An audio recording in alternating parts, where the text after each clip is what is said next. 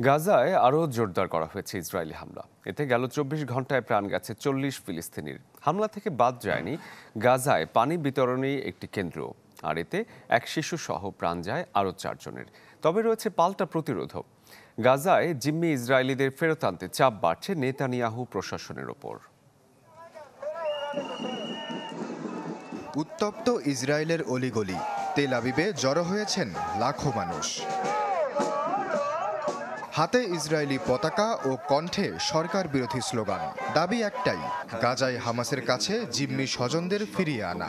এজন্য যদি যুদ্ধবিরতিতে যেতে হয় কিংবা নেতানিয়াহুকে মসনদ ছাড়া করতে হয়, তাতেও আপত্তি নেই তাদের।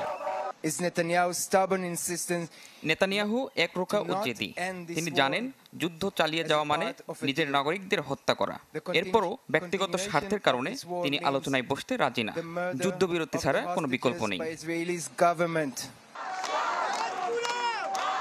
যুদ্ধবিরতির দাবি শুধু ইসরায়েলিদের নয়, হামাস মুখপাত্রের কণ্ঠেও ঝরল একই আহ্বান। নগদের কাছে সব গ্রাহকই প্রিয়, তাই তো সারা দেশে ক্যাশ আউট চার্জ সবচেয়ে কম।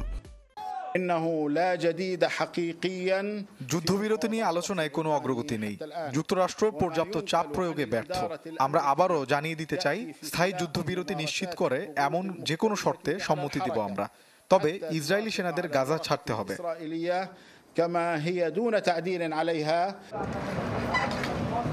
এদিকে গাজায় রাতভর হামলা চালিয়েছে ইসরায়েলি সেনারা। স্বাস্থ্য মন্ত্রণালয় জানায়, প্রাণহানির ঘটনা ঘটেছে সুজাইয়া, রাফা ও খান ইউনিসে। তবে রয়েছে পাল্টা প্রতিরোধের ঘটনাও। সুজাইয়ার একাধিক স্থানে যৌথ অভিযান চালায় আল কুদস ও আল কাশেম ব্রিগেড। এদিকে উত্তর গাজায় রেড ক্রিসেন্টের সদর দপ্তরে লাগাতার হামলা চালায় ইসরায়েলি ডিফেন্স ফোর্স।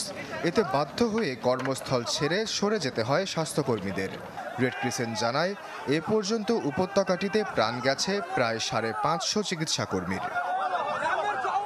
আশ্বাস চৌধুরী, চ্যানেল 24।